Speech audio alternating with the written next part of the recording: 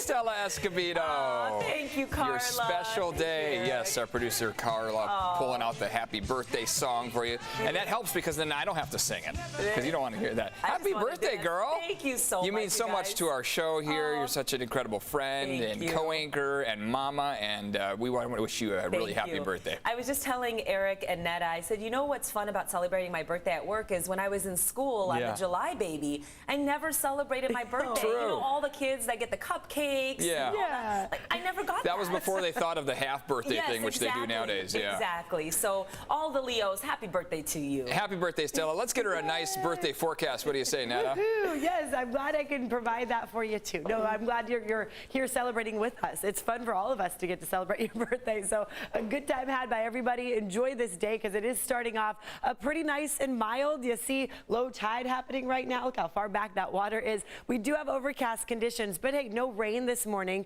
I know that rain was probably welcomed cooling for a lot of folks. People said they loved seeing the rain coming in. Well, it's pretty much over. Now we're going to see more of that sun coming through, warmer and drier weather. Inland valleys, you'll stay in the low 90s for several days, so get ready for that.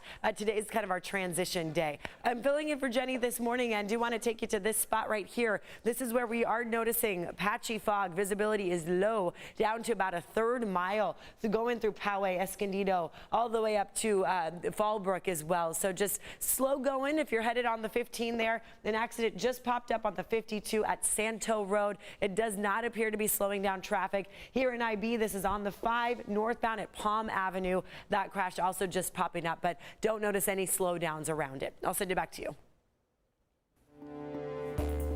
Netta, thank you. This morning, California is pushing forward with a new requirement as COVID cases are on the rise. All state employees and healthcare workers will soon have to show proof they've been vaccinated or get tested weekly. News 8's Evan Narani joining us live now with everything we need to know here and reaction to this as well, Evan.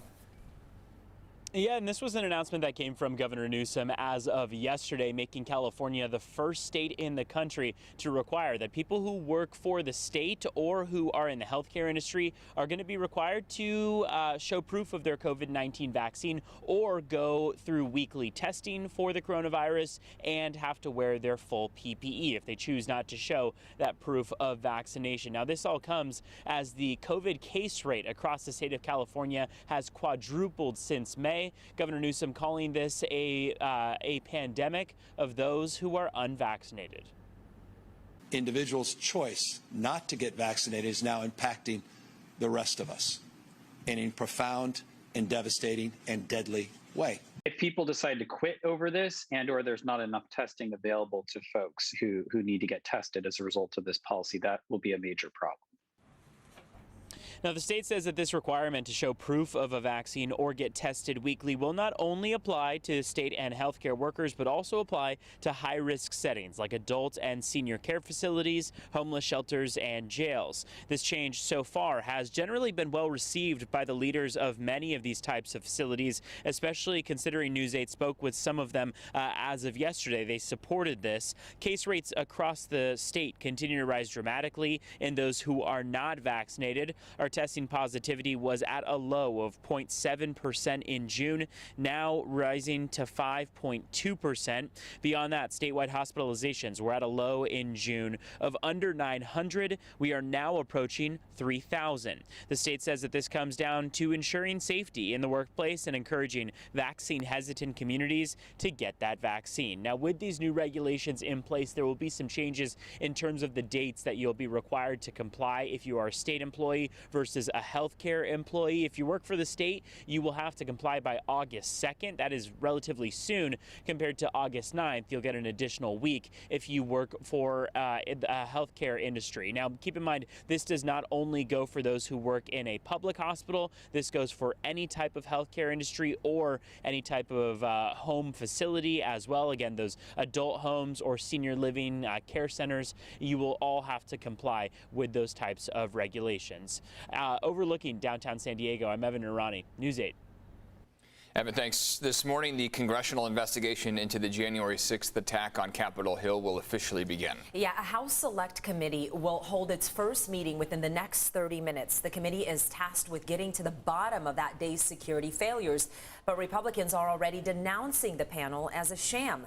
Laura Podesta joins us live with a preview of what to expect. Good morning, Laura. Good morning, Eric. Good morning, Stella. House Minority Leader Kevin McCarthy is the one denouncing it as a sham because he said House Speaker Nancy Pelosi is rigging this panel with Democrats and anti-Trump Republicans. But Pelosi, for her part, has insisted the panel is bipartisan with 2 conservatives on board, and it wants to get to the truth of what happened at the Capitol on January 6th to make sure it never happens again. 6.5 months after a crowd stormed the U.S. Capitol, a House committee investigating the attack is holding its first public hearing. A really important opportunity to remind everybody about the necessity of accountability for what happened, for making sure that it never happens again. The first witnesses are 4 police officers who were on duty at the Capitol on January 6th. They're expected to testify about their efforts to maintain order while Congress certified the results of the 2020 presidential election. The committee includes 7 Democrats and 2 Republicans. House Minority Leader Kevin McCarthy withdrew all 5 GOP nominees after Speaker Nancy Pelosi rejected 2 of them, Ohio's Jim Jordan and Indiana's Jim Banks. It just makes the whole committee a sham, so the outcome predetermined. You won't get to the bottom. Pelosi responded by appointing 2 GOP lawmakers, Wyoming's Liz Cheney and Illinois' Adam Kinzinger. It's not something I was looking forward to or expecting or anything, but there are also moments where you have to do the right thing, and this is it. Committee members say they intend to follow the evidence wherever it leads them, and they may even try to get testimony from former President Trump.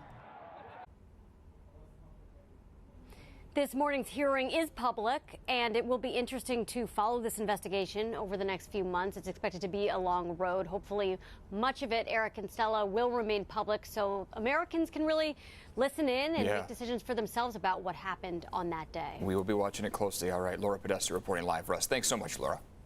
And new this morning, Simone Biles has been pulled from the gymnastics team finals at the Olympics. Initial reports stated that Biles had been injured, but USA Gymnastics just released a statement saying it's due to a medical issue. The statement says she will be, quote, assessed daily to determine medical clearance for future competitions. Early this morning, Biles left the competition floor with a team doctor after she landed her vault. And the case of missing Chula Vista mother Maya Miliete has been identified as a criminal investigation. That's according to newly released records of a gun violence restraining order against her husband, Larry Miliete.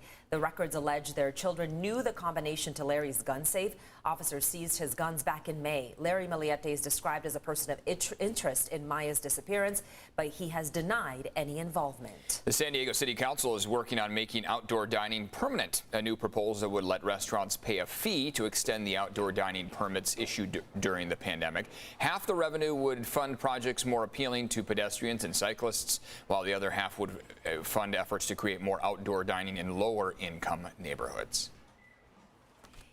It is 6:09 on a Tuesday. Let's go ahead and check in with Nana now for a look at our forecast. I got to admit, it was really nice to get some of that rain today. No more today, though. I know, it's all gone now. Just a little mist and drizzle in some areas where we're noticing the marine layer kind of hanging low to the ground. But as far as actual raindrops, a thing of the past. It was short-lived Sunday, Monday, and now the system has moved over. It's basically over the Pacific Ocean now, way to the west of us. What we are seeing, as you see, Cardiff State Beach showing plenty of cloud coverage. So yeah, today is starting off overcast, that marine layer in full effect, but any kind of green, any moisture, you see it way to the north. So up in the Tahoe area where a couple of those massive fires are burning, this hopefully is going to provide them a little bit of relief in the form of cooler temperatures and some raindrops. Also the sun, that sunrise coming in at 5:59 this morning. Sunset will be at 7:50 each day. We're losing a minute.